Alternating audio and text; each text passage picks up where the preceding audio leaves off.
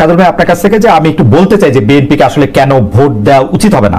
আমরা বিএনপির শাসনামল 2001 থেকে 2006 সাল যেটি দেখেছি সেটি দেখেছি ঘুষ দুর্নীতি দুঃশাসন অপশাসনের একটি মহোৎসব, দুর্নীতিতে চ্যাম্পিয়ন হতে দেখেছি আমরা বিএনপিকে, 10টা কষ্টের প্রবেশ দেখেছি, বিরোধী দলের নেতার সমাবেশে গ্রেনেড হামলা দেখেছি, তত্ত্বাবধায়ক সরকার ব্যবস্থা ধ্বংস করে একজন মাত্র বিচারককে প্রধান বিচারপতি এবং তত্ত্বাবধায়ক সরকার ব্যবস্থা প্রধান রাখার জন্য সংবিধান পরিবর্তন করতে দেখেছি। 10 বছর আমি যদি এর পরে আসে 15 বছরের ফেসিবাদী ব্যবস্থায় বিএনপি নিজেরা কনফিউজ ছিল, জনগণকে কনফিউজ করেছে। আমি 2018 সালের ইলেকশনটাই সময় নাই, শুধু চট করে একটু বলি 2018 সালের নির্বাচনটার মধ্যে এই নির্বাচন আনুষ্ঠানিকভাবে বর্জন করা হয়ই নাই। সেই নির্বাচনে কারচুপি সম্পূর্ণভাবে নিশ্চিত হওয়ার পর বিএনপি তার সংসদ সদস্য 6 জন বা 5 জনকে শপথ নিতে পাঠিয়েছে এবং মহিলা সদস্য আসলে কোটাটাও নিয়েছে। তারেক সাহেবের কথা যদি বলি, আমরা দেখেছি তারেক সাহেব এই সময়ের মধ্যে সবচেয়ে ভালো ভালো কথাগুলি বলতেছেন, সে কথা সত্য, কিন্তু তার কথা যে কেউ শুনতেছেন না সেটি হচ্ছে যে তারেক সাহেবের দলের লোকেরাই তার কথা শুনতেছেন না। সেজন্য চাঁদাবাজির থেকে শুরু করে বিভিন্ন সন্ত্রাস থানাগারাও এগুলি কিন্তু চলতেছে। বাংলাদেশে যতগুলি জায়গায় মামলা বাণিজ্য হচ্ছে তার সিংহভাগ করতেছে হচ্ছে বিএনপি। বিভিন্ন জায়গায় যেরকম হুমকি ধামকি, এমনকি আমরা কিন্তু খবর পাইতেছি যে ইউনিয়ন পরিষদ বা ইউএনের অফিস কিন্তু বেশিরভাগ ক্ষেত্রে বিএনপির স্থানীয় নেতা কর্মীরাই দখল করে রেখেছেন।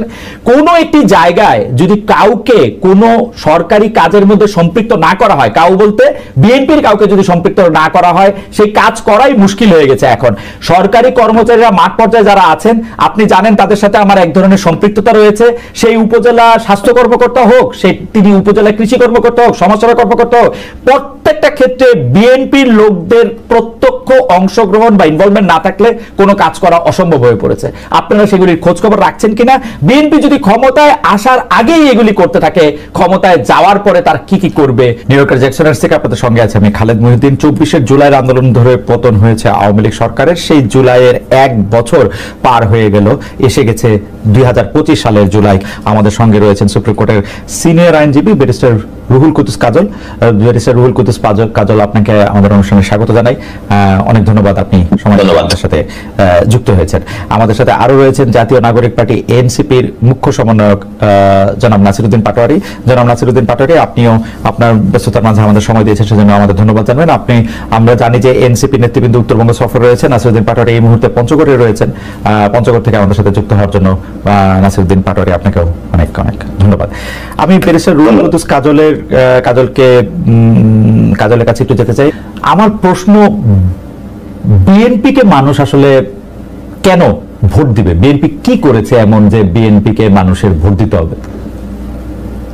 আপনি যখন আমাকে এই প্রশ্নটি করলেন, আমি যদি পাল্টা প্রশ্ন করি বিএনপিকে কেন ভোট দিবে না, আপনি তাহলে কি বলবেন? আমাকে উত্তর দিতে বলছেন? আমার উত্তর দিতে বলে আমি উত্তর দিতে পারি? আমি আপনাকে উত্তর দিতে বলি এই কারণে, বিএনপিকে ভোট দিবে এই কারণে যে বিগত 16 বছর 17 বছরের দীর্ঘ সংগ্রাম, অত্যাচার, নির্যাতনের মধ্য দিয়ে ফ্যাসিবাদ মুক্ত হওয়ার পরে বাংলাদেশের মানুষ যখন গণতন্ত্রের পথে উত্তরণের জন্য রয়েছে এবং তারা মুখিয়ে রয়েছে, তেমন একটি সময় বাংলাদেশে এমন একটি সরকার ব্যবস্থা চাই, এমন একটি রাষ্ট্র ব্যবস্থা চাই, এবং যারা সরকার এবং রাষ্ট্র ব্যবস্থা পরিচালনা করবেন তারা জনগণের সরকার হবেন। এবং জনগণের সরকার হওয়ার জন্য আমাদের খুব বোদ্ধা হওয়ার দরকার নেই, তেমন রাষ্ট্রবিজ্ঞানী হওয়ার দরকার নেই। জনগণের সরকার পরিচালনা করার জন্য এমন একটি সরকার ব্যবস্থা হওয়া দরকার যেটি বিগত ফ্যাসিবাদের আমলে শেখ হাসিনা সরকার করেছিল তার কোনোটি তারা করবে না।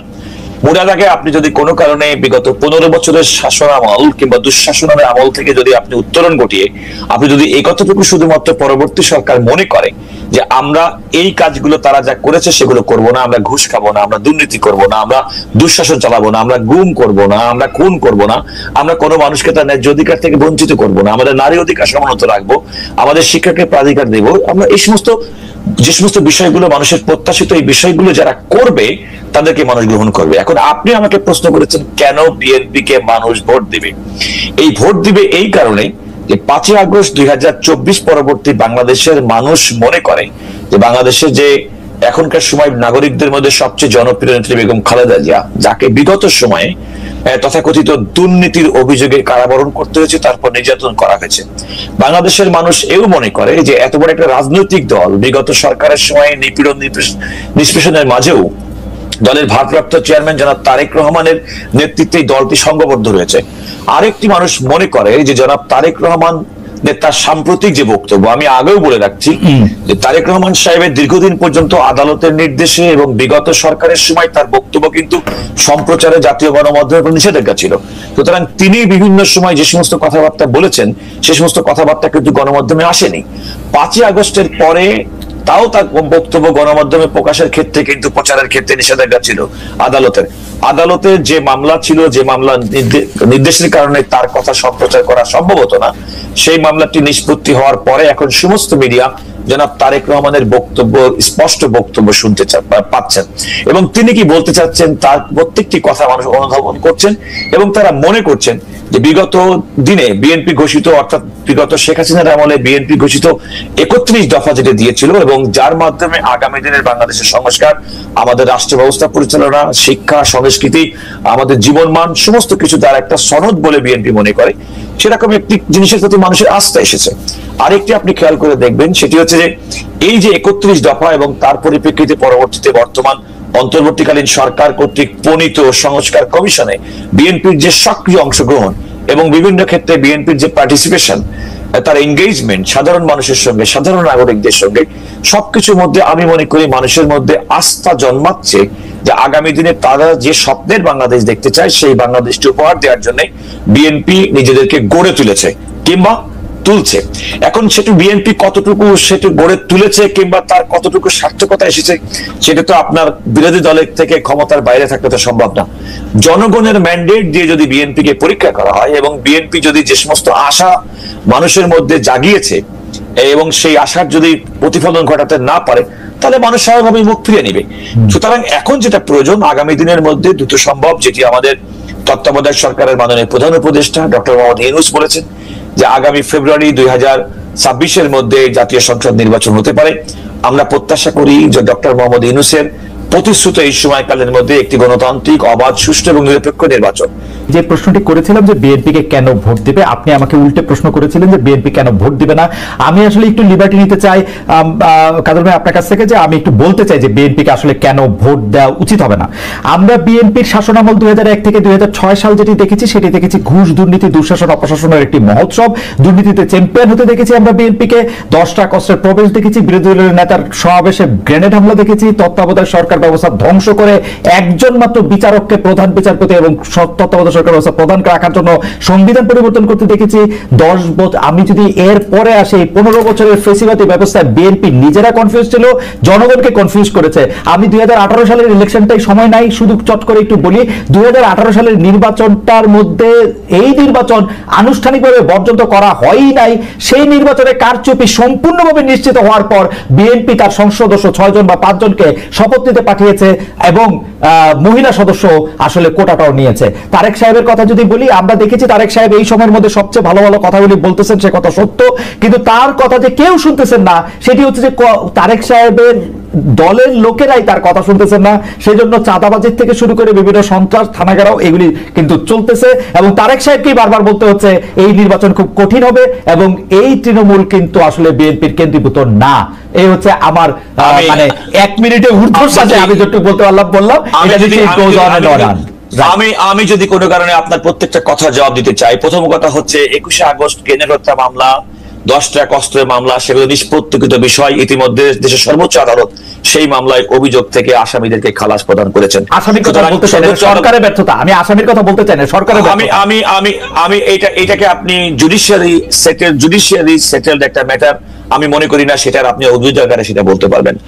আমি সে কারণেই বলেছিলাম যে বিএনপির সময়কে অতীতের বিএনপির দুর্নীতির যে বিষয় সেটা আমি বলেছিলাম, অতীতে বিএনপির যদি ভুল থেকে থাকে সেই ভুল থেকে সংশোধন করে বিএনপির ভারপ্রাপ্ত চেয়ারম্যান জনাব তারেক রহমান বাংলাদেশের মানুষের প্রতি যে কমিটমেন্ট, বিশ্ববাসীর কাছে যে কমিটমেন্ট, আপনি যে সমস্ত বিষয়গুলো বলবেন সেগুলো অতীতের বিষয়। তো সেই কমিটমেন্টের পরে মানুষ কতটুকু আস্থা রাখছে আপনি একটু খেয়াল করে দেখুন। 2018 সালের নির্বাচনের গঠিত সরকার সংসদে যাওয়ার ক্ষেত্রে, বিএনপি যাওয়ার ক্ষেত্রে হয়তো এই 2 রকম ব্যাখ্যা থাকতে পারে। রাজনৈতিক দল হিসেবে এমন হতে পারে যে তাদেরকে এই সরকারের একচিটিয়া ভাবে তাদের বিরুদ্ধে অবস্থান গ্রহণ করার জন্য জাতীয় সংসদ ছাড়া, যেহেতু বিএনপি তখন জাতীয় এবং মিডিয়াতে কোনো বক্তব্য সম্প্রচার করা সম্ভব ছিল না।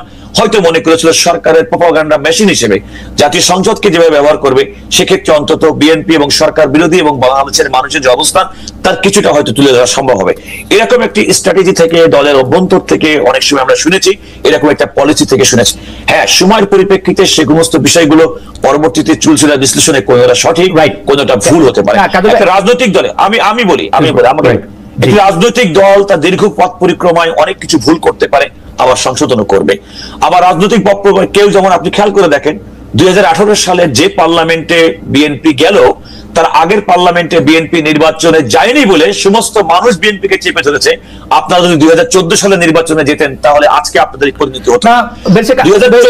কাজল, আমরা কিন্তু বিএনপিকে এত কনফিউজ পেয়েছি। আমি 2018 সালের কথাটা যদি আপনাকে আমি বলি, বিএনপি টিকেটে নির্বাচিত একজন সংসদ সদস্য সম্ভবত সুলতান মাহমুদ মনসুর, তিনি ধানের শীষ নিয়ে ইলেকশন করেছিলেন গণফোরামের হয়ে, এবং তারপরে তিনি আসলে সংসদ সদস্য হয়েছিলেন বলে বিএনপির পক্ষ থেকে তাকে বর্জন করার কথা বলা হয়েছিল, তাকে প্রতিহত করার কথা। আমিও আমার টক শোতে দেখে জনাব সুলতান মাহমুদ মনসুরকে অনেক রকম অপ্রীতিকর প্রশ্নের মুখোমুখি করেছিলাম। তার ঠিক একদিন পরে বিএনপির 5 জন সদস্য গিয়ে আবার সেখানে জয়েন করলো, তার মধ্যে আবার মহাসচিবকে বলা হলো যে আপনি আবার জয়েন করবেন না। এর কোনোটাই কিন্তু একটা যায় না। কিন্তু আমি বিস্তারিত কথা বলতে চাই না। জি আপনি যেগুলো বলেন সেগুলো তো হচ্ছে ম্যাটার অফ ফ্যাক্ট, কিন্তু আমি বলছি একটা রাজনৈতিক দলের অভ্যন্তরীণ যে স্ট্র্যাটেজি, সেই স্ট্র্যাটেজিকে আপনি নৈর্ব্যক্তিক ভাবে বাইরে থেকে দেখে আপনি বিশ্লেষণ করতেই পারেন। কিন্তু আমি আপনাকে এটুকু বলি, আপনার নিশ্চয়ই মনে আছে 2014 সালের নির্বাচনে বিএনপি না যাওয়ার কারণে আমাদের অনেক সুশীল সমাজ, নানা রকমের মানুষ মনে করেছে বিএনপি নির্বাচনে যাওয়া দরকার ছিল। বিএনপির যে নির্বাচনে না যাওয়ার সিদ্ধান্ত সঠিক ছিল সেটি প্রমাণিত হয়েছে 2018 সালের নির্বাচনে। বিএনপির যে নির্বাচনে না যাওয়ার সিদ্ধান্ত সঠিক ছিল সেটি 2024 সালের নির্বাচনে ছিল। আমি আমাকে একটু শেষ করতে দেন এই কথা বলার জন্য, যে আপনি অতীতমুখিতা ছেড়ে বিএনপি এখন আগামীর দিকে এগিয়ে যাচ্ছে। আমি যে কথা বললাম, অতীতের বিশ্লেষণ করলে যদি আপনি বিবেচনা করেন, বিএনপি তো অন্তত 10টা জায়গার মধ্যে হয়তো 8টা জায়গায় মার্ক পেতে পারে, কোন কোন জায়গায় 2 মার্ক কম পেতে পারে। আপনি যদি আওয়ামী লীগের পুরাটা টেনুর ধরেন, আপনি কি আওয়ামী লীগকে কোনো একটা কারণে ইন্ডেক্সে বলেন, আমি আওয়ামী লীগ হিসাবে আনতেছি না, কিন্তু আওয়ামী লীগ কিন্তু কাজল ভাই, এটা আমার এই পর্যায়ে শেষ কথা, আমি একটু এর সাথে কথা বলবো। কিন্তু আওয়ামী লীগ যে 15 বছর এরকম ফেসিস্ট হয়ে উঠতে পারছে, এর জন্য আমি বিএনপিকে দায়ী করি। এটা নিয়ে আমি আপনার সাথে পরে কথা বলবো। আমি আওয়ামী লীগের যে এই দুঃশাসন, এই ক্লিন চিট পাওয়ার জন্য বিএনপি দায়ী, এটা আমি বলবোই, ওই সময় বলছি, এখনো বলবো। আমি আপনাকে বলি খালিদ, আপনি ফুল স্টপ দিয়ে একটা কথা বলতে পারেন না, এই কারণে যে হোসেন মোহাম্মদ এরশাদের সময় আমরা আন্দোলন করেছি, বিএনপির আমলে আওয়ামী লীগ আন্দোলন করেছেন। আপনি কি কখনো বাংলাদেশে এই সংস্কৃতি ছিল? ইলিয়াস আলী, চৌধুরী আলমের মতো মানুষ, আজকে প্রায় 1200-র বেশি মানুষ তারা নিখোঁজ, তারা গুম হয়ে গেছে। আপনি কি কল্পনা করতে পারেন ব্যারিস্টার আরমান, আজমি, আমাদের সালাউদ্দিন আহমেদের মতো লোকজন দিনের পর দিন গুম থেকেছে? আপনি কি কল্পনা করতে পারেন? আমি কারণের ক্ষেত্রে যাচ্ছি না, বিএনপির কারণ থাকতে পারে। কাজল ভাই, আমি আপনার কাছে আসবো, আবার আসি আপনার কাছে, এটা নিয়ে আমি আবার লম্বা সময় কথা বলবো। আমি একটু এনসিপি কে শুনি। জনাব নাসিরউদ্দিন পাটোয়ারী আছেন আমাদের সঙ্গে। জনাব নাসিরউদ্দিন পাটোয়ারীর কাছে থেকে আমি শুনতে চাইবো যে মানুষ এনসিপি কে কেন ভোট দিবে। আমি এনসিপি কে ভোট দেওয়ার কারণ কি, যদি এটা নির্বাচন হয়, যদি এটা জাতীয় নির্বাচনের মধ্যে থেকে আসি, এনসিপি আমাদের কি দিবে যা আমাদেরকে অন্য রাজনৈতিক দলগুলি দিতেছে না। আমরা এনসিপি কে যেহেতু একটি দুঃশাসনের অবসানের ক্ষেত্রে তারা সম্মুখ সারির যোদ্ধা ছিল, তারা নিজেদেরকে সুপ্রিম স্যাক্রিফাইস করার জন্য নিজেদেরকে তৈরি রেখেছিল, এবং তারা কেউ সুপ্রিম স্যাক্রিফাইস করেছেন, অনেকে অনেক ধরনের স্যাক্রিফাইসের মধ্যে দিয়ে এখনো যাচ্ছেন। কিন্তু আমার প্রশ্ন, দেশ চালনার ক্ষেত্রে এনসিপি আমাদেরকে কি দেখাচ্ছে বা কি প্রমিস করতেছে বা কি প্রমিস আমরা তাদের কাছ থেকে পাচ্ছি যার জন্য আমরা ভোট দিব? আমি মোটা দাগে কতগুলি ঘটনা মার্ক করে রেখেছি, সেগুলি আপনার কথা শেষ হলে আমি আপনাকে বলবো যে কেন আমি এনসিপি কে ভোট দিতে চাই না। জি, জনাব নাসিরউদ্দিন পাটোয়ারী। ধন্যবাদ খালেদ ভাই এবং রুহুল ভাই, এবং যারা দেখছেন সকল দর্শক শ্রোতাদের ধন্যবাদ জানাচ্ছি।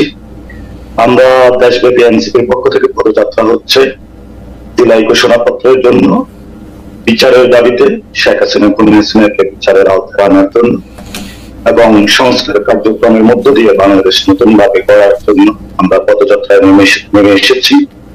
আমাদের এখন পদযাত্রা পঞ্চগড়ে অবস্থান করছে। আমরা মানুষের সাথে মিশছি, অভূতপূর্ব সাড়া পাচ্ছি। মানুষের আন্দোলনে কেন নেমেছিল সে আশা আকাঙ্ক্ষার প্রতি এই তরুণ সমাজ বাংলাদেশে নতুন করে স্বপ্ন দেখিয়েছে। এই স্বপ্নগুলো আমরা প্রতিটা শব্দ শব্দ লিখিত করছি। আমরা নতুন একটি বাংলাদেশ গঠন করতে চাই, যেই বাংলাদেশের মানুষ মর্যাদাকর জীবন ব্যবস্থা গ্রহণ করতে পারবে, সেই বাংলাদেশে ধর্মের নামে কোনো রাজনীতি হবে না, ধর্মের প্রতি সম্মান থাকবে, যেখানে বাংলাদেশে জাতীয়তাবাদের আড়ালে সিভিক ন্যাশনালিজমকে খারিজ করা হবে, ন্যাশনালিস্টের মাধ্যমে বাংলাদেশকে অবদমন করে ন্যাশনাল সিকিউরিটিকে থ্রেটের মধ্যে ফেলে বাংলাদেশের 18 কোটি মানুষকে অস্তিত্ব সংকটের মধ্য দিয়ে যে বাংলাদেশকে নিয়ে যাওয়া হয়েছিল, সেই ব্যবস্থা থেকে মুক্তির উত্তরণে তরুণদের মধ্যে যে স্বপ্ন এসেছে, সেই স্বপ্নের হালটা এবং সেই লিডারশিপ দল এনসিপি ধরেছে।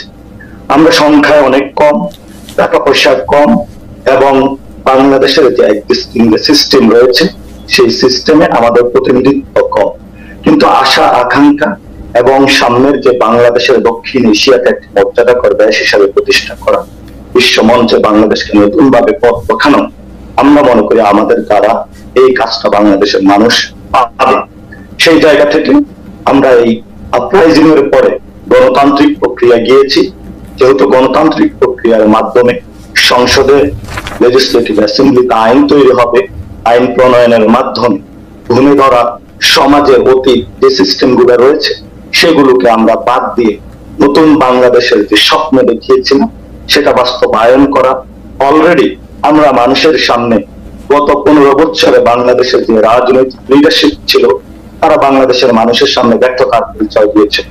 আপনি একটু আগে বলেছিলেন যে গুম হয়েছিল, খুন হয়েছিল, এবং রুহুল কুদ্দুস ভাই কাজল বলেছিলেন যে ওনাদের অনেক লিডারশিপকে আয়না করে রাখা হয়েছিল, কিন্তু এত মানুষের গুম খুন আয়নাঘর যাদের সামনে ছিল সেটা ওনারা নিতে পারেন না এবং জনগণকে সে সব দেখাতে পারেন নাই বলেই কিন্তু মানুষ রাজপথে নেমে আসে নাই। আমরা সে স্বপ্নটা দেখিয়েছি এবং আমরা বলেছি যারা গুম হয়েছে খুন হয়েছে সেই মানুষগুলো দলীয় লিডারশিপে ক্রস করে জনতার কাতারে নেমে এসে তরুণদের সাথে মিশেছে, নতুন যে সব আকাঙ্ক্ষা দেখিয়েছে সেটার সাথে মিশেছে। সেই জায়গা থেকে বাংলাদেশের মানুষ আমাদের সাথে সে লিডারশিপের জায়গাটা দিয়েছে, আমরা সেটা সাকসেসফুলি ডান করেছি। নতুন ভাবে এখন নিউ সেটেলমেন্টে যাওয়ার জন্য সেকেন্ড ফেজের যে কাজটা আমরা যেহেতু সফলতার পরিচয় দিয়েছি, ভবিষ্যতে আমরা ইনশাল্লাহ সফলতার পরিচয় দিব। সেই জায়গা থেকে আমরা মনে করি গণতান্ত্রিক প্রক্রিয়া উত্তরণে প্রত্যেকটা দেশের মানুষ নিজেকে প্রাউডলি বাংলাদেশি বলার জন্য নিজের সন্তানের শিক্ষা ব্যবস্থা, নিজের সন্তানের এডুকেশন, নিজের সন্তানের জীবনযাত্রা সবকিছু ঠিক রাখার জন্য যদি তাদের কাছে কোনো উপায় থাকে, আমি মনে করি সেটা হবে এনসিপি। এনসিপির হাত ধরে বাংলাদেশের মানুষ এই জায়গাগুলো পাবে। এবং আমি শুরুতেই বলেছিলাম বাংলাদেশের যে এক্সিস্টিং সিস্টেম গুলো রয়েছে এখানে আমরা সর্বক্ষেত্রে এখন অংশগ্রহণ করতে পারি না, যার জন্য আমরা কিন্তু বিপ্লবী সরকার গঠন করতে পারবো। আমরা অনেকটুকু পিছিয়ে এসেছি। আমরা এখন মাঠ গোছাচ্ছি, অর্গানাইজেশন বিল্ড আপ করতেছি। আমরা যখন আবার প্রস্তুত হব ওই সময় আমরা খুবই নগণ্য ছিলাম, সংখ্যায় কম ছিলাম, বাংলাদেশের মানুষের কাছে যে দোদনাটা সৃষ্টি করেছিলাম, আমরা আবার বলেছিলাম আমরা দ্বিগুণ হয়ে ফিরে আসবো। এই দ্বিগুণ হয়ে যখন আমরা ফিরে আসবো পুরো বাংলাদেশে আমরা স্কুল কমিটি থেকে মসজিদ জায়গা থেকে প্রেসিডেন্ট হাউস পর্যন্ত এনসিপির প্রত্যেকটি জায়গায় পদচারণা থাকবে এবং এই গণতান্ত্রিক আমাদের হাত ধরেই বাংলাদেশে উত্তরণ করবে। এই জন্য হলো আমাদেরকে মানুষ ভোট দিবে। জনাব পাটোয়ারী, শুধু একটা বিষয় একটু ক্লারিফিকেশন চাওয়ার জন্য, যে আপনি কি এটা বললেন যে ধর্মের নামে রাজনীতি এনসিপি করবে না, এটা কি এনসিপির কথা? না, আমি যেটা বলেছিলাম ধর্মের প্রতি সম্মান। এখন আপনি ভোট আসলে টুপি পরে শাহজালালের মাজারে চলে গেলেন এবং বাংলাদেশে মানুষকে দেখেন সংবিধান থেকে বিভিন্ন জায়গায় কিছু রেটরিক শব্দ ব্যবহার করা হয়েছে। আল্লাহর উপর পূর্ণ আস্থা ও অবিচল বিশ্বাস, এটা তো অ্যাকশনেবল বিষয়, অ্যাকশনের জায়গায় পরিণত করার বিষয়। বিএনপি কি আসলে ওই অ্যাকশনে বিশ্বাস করে? বিশ্বাস করে না। বিশ্বাস যদি না করে থাকে তাহলে সে কেন এটা অ্যাড করেছে? ওকে, আমরা মনে করি আমরা বিএনপির কথা একটু পরে আসি পাটোয়ারী, আমরা জনাব পাটোয়ারী বিএনপির কথা একটু পরে আসি। এনসিপির বিশ্বাসটা কি? এনসিপি শাহজালাল মাজারে যাবে না, তাই তো? আমরা এনসিপি শাহজালালের মাজারে যে শাহজালালের যে স্পিরিটটা রয়েছে, এখানে যারা নিপীড়ন করেছিল, জুলুম করেছিল, সেই স্পিরিটটা ধারণ করে এবং তাদের যে শান্তিপূর্ণ অবস্থান সেটাকে ধারণ করে। শাহজালালের মাজারকে ব্যবহার করে যদি ভোট চাওয়া হয় এনসিপি সেটা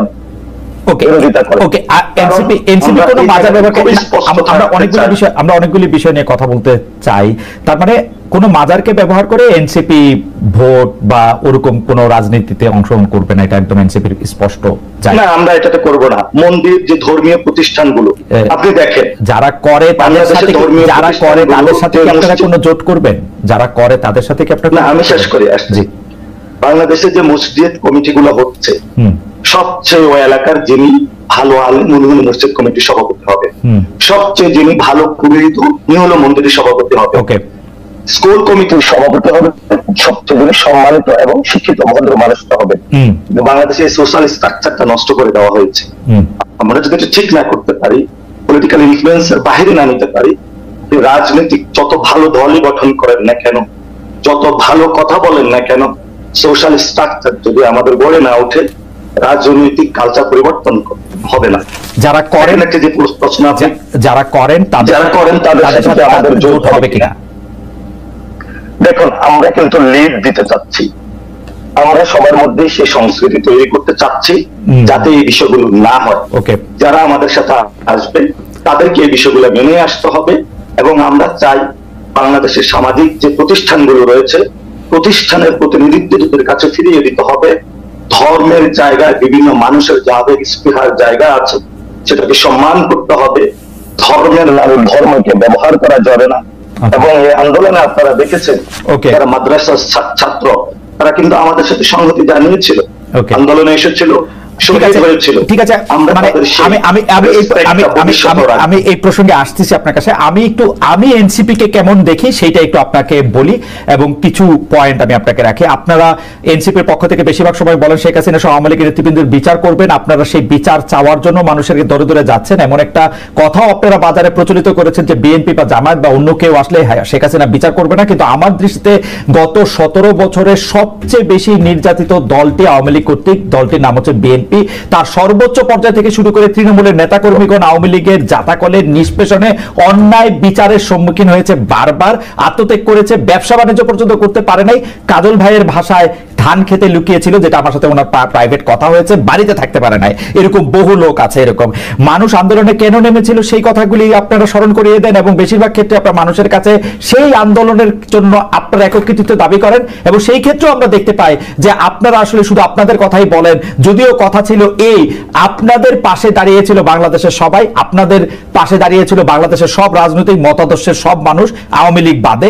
আপনারা নিজের হাতে আইন তুলে নিতে খুব পছন্দ করেন। যতখানি আপনাদের ক্ষমতা তত বেশি আপনারা আইন তুলে নেন। আমি বিভিন্নভাবে বিভিন্ন ঘটনা আমি আপনাদের বলতে পারি এবং কেউ যদি এটা আপনাদেরকে ধরায় দেয় তখন আপনারা আবার সেটাকে নিয়ে ট্রোল করেন, সেটাকে নিয়ে বাজে কথা বলেন। আমি দুইটা প্রসঙ্গ খালি আপনাকে ধরায় দিই। একটা হচ্ছে যে আপনারা থানা থেকে মুচলেখা দিয়ে লোক ছড়ায় নিয়ে আসছে আপনাদের বড় নেতা জনাব হান্নান মাসুদ। কয়েকদিন আগে মাত্র আপনাদের আরেকজন বড় নেতা জনাব আরিফ সোহেল উনি লিখেছেন পটিয়া থানা মাটির সাথে মিশায় দেওয়া হবে। আমরা এনসিপির ক্ষেত্রে আমরা দেখি যে গণতন্ত্রের প্রতি আপনাদের ন্যূনতম গণতন্ত্রের প্রতি আপনাদের ন্যূনতম আস্থা নেই। গণতন্ত্রের প্রতি আপনাদের আস্থা নেই বলে আপনারা বিভিন্ন বাহানায় নির্বাচন পিছাতে চান, কাল্পনিক এক ধরনের জনপ্রিয়তা পপুলারিটির কথা বলেন। হ্যাঁ, নির্বাচন পিছাতে চান না বলে আপনাদের যে দাবি সেই দাবিকে জাস্টিফাই করার জন্য আপনারা আবার অন্য নানা রকম কথাবার্তা বলেন এবং এনসিপি নিয়ে আপনারা ধর্মের কথা বলেন। আপনি কথা বললেন জনপাটারে আপনি বললেন এনসিপি নিয়ে ধর্মের নামে আপনি বলছেন ধর্মকে ব্যবহার করতে চায় না, এনসিপি সবাইকে ব্যবহার করতে চায়। আপনি যেটাকে লিড দেওয়া বলতেছেন সেটা সবাইকে ব্যবহার করতে চায়। আমি মোটা দাগে উদাহরণ দেই, আপনারা জামাতে ইসলামের সাথে গাঁটছড়া বাঁধেন, আবার সুযোগ পেলে জামাতে ইসলামকে 71 নিয়ে খোঁচা দেন। আপনারা অমুককে আসলে ব্যবহার করেন, তুমুকের ক্ষেত্রে শুধুমাত্র বন্দুকের খোলাগুলি আপনারা ব্যবহার করেন। আপনারা বিপ্লবী সরকার গঠন করেন না এটা আপনারা বলতেছেন, এজিফ আপনারা ইচ্ছা করলে বিপ্লবী সরকার গঠন করতে পারতেন, অথচ আপনি অন্যভাবে এটার উদারতাটা দেখেন না। না, আপনারা পারতেন না।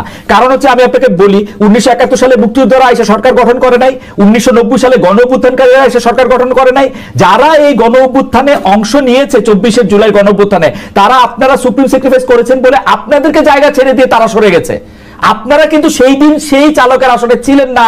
আজকে 2 মাস পর থেকে যে বাহাদুরি আপনারা দেখাইতে শুরু করছেন, আমার সাবমিশন এটা আপনি এটা নিয়ে আপনি বলতে পারেন আমি এনসিপি কে কেমন দেখি এটা আমি বললাম। আপনি অনেকগুলো কথা বলেছেন, মার্কেটে এই কথাগুলো বিভিন্ন বড় বড় দলগুলো ছেড়েছে। আমরা তাদের কাছে এখনো আহ্বান রাখবো যে এই ধরনের মিস ইনফরমেশন ছাড়বেন না। আমরা যথেষ্ট মিস ইনফরমেশন এমনি আমাদের ট্যাকল দিতে কষ্ট হচ্ছে, ইন্ডিয়া থেকে যে মিস ইনফরমেশন গুলা আমরা ফেস করতেছি। আর বাংলাদেশের জাতীয়তাবাদী শক্তি থেকে শুরু করে অন্যান্য যে দলগুলো রয়েছে, অনেক ক্ষেত্রে একটি সিট আসনের জন্য জাতীয়তাবাদী দলের শক্তির সাথে একটা ছোট ছোট দল একত্রিত হয়েছে, এই মিস ইনফরমেশন গুলো ছড়ানো হচ্ছে। আমরা এই মিস ইনফরমেশন গুলো তীব্র বিরোধিতা করি। কারণ আপনি যে বলেছেন গণতান্ত্রিক প্রক্রিয়ার উত্তরণে আমরা যাচ্ছি না, আমাদের কিন্তু রাজনৈতিক দল গঠন করার ইচ্ছা ছিল না, আহ্বায়ক নাহিদ স্পষ্টত বলেছেন। আমরা যেহেতু এখন বাংলাদেশকে গণতান্ত্রিক প্রক্রিয়া যেতে হবে, সেজন্য আমরা রাজনৈতিক দল গঠন করেছি। আপনি কয়েকটি ইনসিডেন্ট বলেছেন। বাংলাদেশের এখনো বর্তমানে যে পুলিশ ব্যবস্থা রয়েছে, আমরা তো বাংলাদেশে এখন পদযাত্রায় ঘুরতেছি, মানুষের সাথে কথা বলতেছি।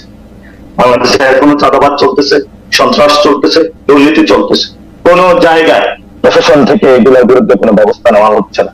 মানুষ ধরেই নিচ্ছে যে একটি দল নাকি সরকারে আসবে, এবং ওই দলের এজেন্ডা বাস্তবায়নে বিভিন্নভাবে প্রশাসনকে ব্যবহার করা হচ্ছে। আমরা এই বিষয়গুলো মাঠ লেভেলে দেখতে পাচ্ছি। আপনারা জানেন যে এই গণ অভ্যুত্থানটা হয়েছে, গণ অভ্যুত্থান কোনো নিয়ম নীতি ফলো করে হয় না। সেই গণ অভ্যুত্থান শক্তি এখনো মাঠ থেকে হারিয়ে যায় না, তারা এখনো মাঠে এক্সিস্ট করে।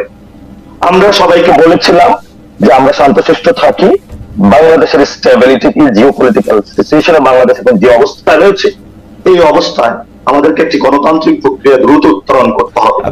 এই গণতান্ত্রিক প্রক্রিয়া উত্তরণের জন্য আমরা সবাইকে, এই পর্যন্ত এনসিপি একবারও বলে নাই যে নির্বাচন পিছাতে হবে, যে নির্বাচনে অংশগ্রহণ করবে না, কিন্তু এই একটি দল থেকে এনসিপির বিরুদ্ধে প্রতিনিয়ত এই কথাগুলো বলে যাচ্ছে।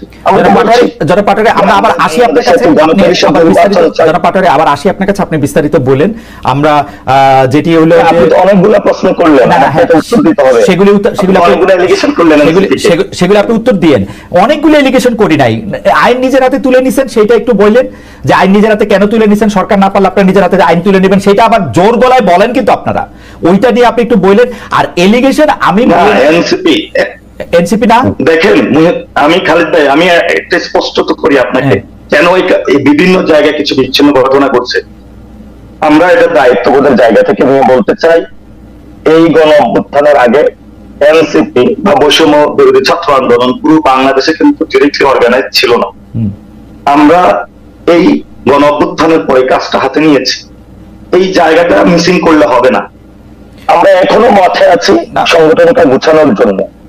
যখন এটা একটা শৃঙ্খলার মধ্য দিয়ে এসে যাবে, তখন এই ধরনের আমি আপনাদের নেতাকে আপনি বাংলাদেশের বিভিন্ন জায়গায় নেতাদের দেখতে পাচ্ছি, আপনাদের নেতাদের দেখতে পাচ্ছি। আমাকে একটু শেষ করতে দিবেন, শেষ করেন।